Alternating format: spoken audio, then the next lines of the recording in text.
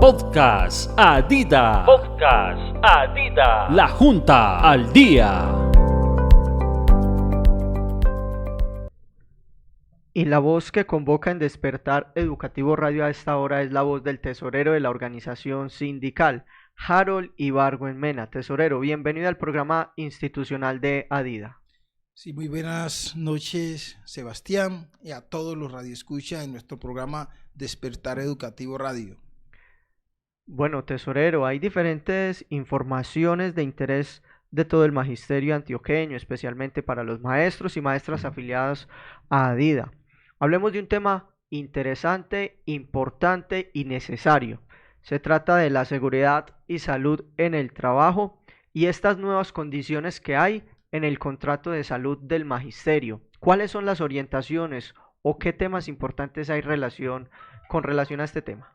Sí, Sebastián, me parece muy importante hablar de seguridad y salud en el trabajo para el magisterio, que lo hemos venido inclusive haciendo en las diferentes comunas, pero que aquellos que no han tenido la posibilidad de escuchar el asunto deben enterarse, y tiene que ver con que en primera instancia hay un asunto de legalidad en términos de esto de seguridad y salud en el trabajo, que tiene que ver por un lado con mantener las condiciones del entorno donde desempeñamos nuestra labor como docentes, pero también cómo mantener o mejorar nuestra capacidad, digamos, laboral. Eso es importante entenderlo, y que lleva pues un proceso. Eso hay que decir que todo este proceso se inicia ya por el 79, pero que la ley que crea el Fondo Nacional de Prestaciones Sociales es la ley 91, que le da un estatus especial a los docentes, y el decreto 1655 de 2015 que reglamenta ya este campo de seguridad y salud en el trabajo para los maestros. Es muy importante que lo exploremos como docentes y que de alguna manera nos enteremos qué es lo que hay ahí. Muy interesante dejarle a los maestros claro que para entender cuándo hay un accidente laboral es porque de alguna manera un suceso que ocurre en nuestro entorno laboral o en tiempo de un permiso remunerado autorizado por la autoridad competente, tenemos un proceso que hacer. Y ese proceso se manifiesta en primera instancia porque el superior inmediato, para nuestro caso el rector, debe informar tanto a la entidad que investiga como al ente territorial que ha sucedido ese accidente laboral. Luego, la entidad que investiga va al sitio, indaga, y los resultados de la investigación debe informarle al ente territorial y a la entidad prestadora de servicio para que califique la capacidad si hay pérdida de capacidad laboral, para que o por un lado terminen pensionando al docente o le reintegren los dineros que le han descontado. Es muy importante hacer esto.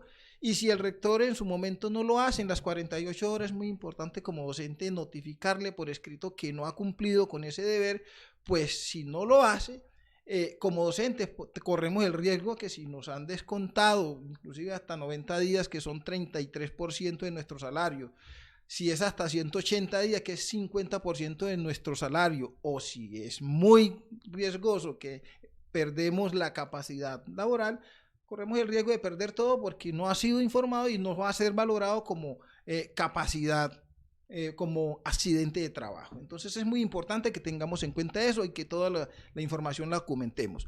En relación con esto, porque ha venido sucediendo que inclusive las entidades prestadoras de servicio a los maestros le vienen retrasando ese proceso en términos de no hacer las investigaciones en su momento, pero igual inclusive para transcribir las incapacidades que un médico determinado ha decidido que es por accidente laboral.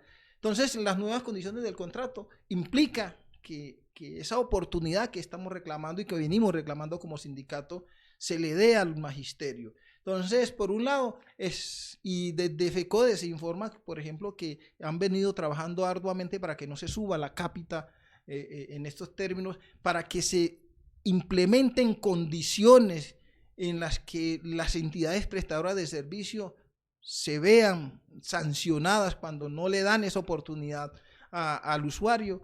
Pero también es muy importante entender que en ese orden de idea hay que trabajar duro para que no haya reducción de las zonas, porque si ahora tenemos 10 zonas, para atender y la quieren rebajar a 4, sería funesto el asunto. Entonces es importante ir analizando esas nuevas condiciones del contrato como magisterio, que opinemos, que estemos ahí para que nuestra federación, quienes nos representan ante el fondo, tengan elementos y argumentos para poder reclamar. Bueno, son orientaciones, tesorero Harold, muy importantes que se deben prestar atención, sobre todo para aquellos maestros que en algún momento se le vulneran todos estos derechos laborales y sobre todo de salud. Y la junta directiva siempre está presta a todas estas situaciones. Usted como veedor de salud también le entrega todas estas herramientas y conocimiento a los maestros. ¿Hay alguna forma de contacto? ¿Hay algún canal? Sobre todo cuando se está atropellando la situación de salud, los derechos del magisterio, algún contacto en ADIDA para que se puedan comunicar con ustedes, porque también es muy interesante e importante la asesoría por parte de ADIDA. Sí, Sebastián, es decir, pues los veedores somos Carmen y yo, pero conmigo se pueden comunicar al 310-829-2230. Pues afortunadamente hay que decir pues que con todas las dificultades que hay en la prestación del servicio, como veedores tenemos la oportunidad y la posibilidad de solicitar agilidad a través de un funcionario que sea determinado para eso, y también algunos directivos de las entidades prestadoras nos están colaborando permanentemente para resolver algunos casos que resultan a veces muy traumáticos para nuestros maestros en todo el territorio de Antioquia. Y escuchándolo a usted hay una conclusión muy importante, y es que todo lo deben documentar. Cualquier situación de salud la deben documentar para poder tener peso y para poder tener criterio, sobre todo en las reuniones de salud, y ustedes como veedores poder llevar estos insumos demostrables a la entidad prestadora de salud. Directivo Harold, cambiemos de tema, un tema que yo sé que también le apasiona, le gusta, y es el tema pedagógico, el tema de la educación. Y usted siempre en sus intervenciones acostumbra a realizar algunas reflexiones de la coyuntura nacional con relación a la pedagogía, al contexto social, político. ¿Cuál es la reflexión que nos trae también para esta noche en Despertar Educativo Radio con relación a la pedagogía? Sí, Sebastián, hombre, de hecho, pues es conocedor toda nuestra audiencia que el tema que me toca, que me apasiona, con el que realmente vibro, es el tema de la pedagogía. Y en este momento me interesa, por ejemplo, compartir con los maestros una reflexión en torno a los tránsitos que ha sufrido el paradigma educativo pues, en el tiempo, porque es una reflexión que tenemos que comenzar a dar para comenzar a pensar realmente de forma decidida y clara en este momento de cambio y transformación en un currículo transcultural y multidisciplinar que nos lleve precisamente a rupturas estructurales en educación. Entonces, en ese orden de ideas es muy importante entender que el paradigma inicial, digámoslo así, buscaba la esencia en digamos, de la educación, y tenía como objeto la reflexión filosófica relacionada con la epistemología, la ética, la política, ¿cierto? Entonces, en este momento histórico, en la antigüedad, estamos hablando de Asiria, Egipto, todas esas culturas antiguas, las instituciones escolares se instituían como un medio de estabilidad ante el factor de renovación y cambio. Esto se puede evidenciar, por ejemplo, en que ellos privilegiaban la forma del formar el carácter, formar la moralidad del ser humano, el desarrollo intelectual del mismo. Y aquí es muy importante entender que eso nos significa que la educación, según el momento en que se vive, debe, digamos, adecuarse, debe responder a esas necesidades del ser humano. Pero el modelo de Occidente inclusive tiene, hablando del paradigma occidental, tiene sus inicios, digamos, en Grecia y Roma, ¿cierto?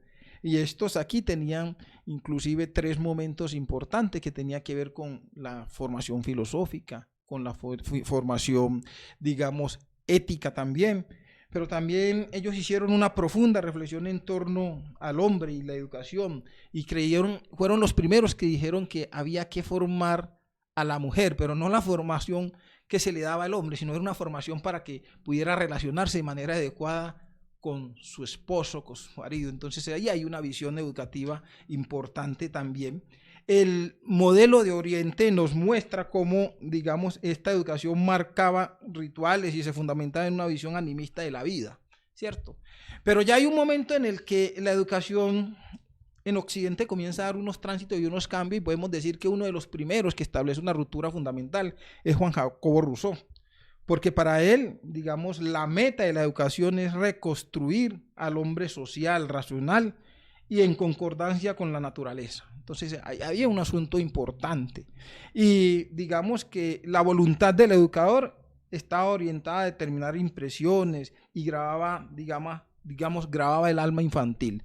Entonces miramos cómo han habido tránsitos y aspiramos en otra oportunidad poder continuar con estos tránsitos, porque lo que queremos mostrar es cómo en cada momento de la historia de la humanidad la educación ha cumplido una finalidad importante, y el momento que vivimos, no solo en nuestro país, sino que vivimos en el mundo entero, inclusive producto de la pospandemia, no puede ser ajeno a ese cambio estructural que necesita la educación. Es decir, la educación ya no puede seguir respondiendo a los intereses del capital, a los intereses de quienes tienen más, a costa del sufrimiento de quienes tienen menos. Entonces es una responsabilidad del magisterio, es una responsabilidad de los sindicatos y es una responsabilidad de los intelectuales de este país comenzar a reflexionar cómo transformar la educación, que vaya y que dé un tránsito de un currículo transcultural y multidisciplinar, donde los proyectos sean la metodología adecuada para que nuestros estudiantes puedan tener aprendizajes significativos y que respondan a las necesidades de la contemporaneidad. Entonces ahí hay un asunto importante que reflexionar y una discusión que instaurar en torno a todo eso. Es decir, para cerrar, Sebastián, es que en Colombia cada necesidad del currículo no se convierta en una cátedra aislada, sino que sea integrada de tal manera que sea una responsabilidad de los actores de la educación. Entonces yo creo que es una propuesta que estamos haciendo para que se convierta en objeto de discusión. Propuestas que deben materializarse a través de la discusión de diferentes ponencias y que van a beneficiar a todo el magisterio, no solamente antioqueño, sino colombiano, y también importante porque ustedes, primero que de ser sindicalistas, son maestros, ustedes son maestros, son agentes, actores pedagógicos que llevan la transformación a todas las comunidades, a todos los territorios, y es importante que siempre se realicen estos espacios pedagógicos de reflexión.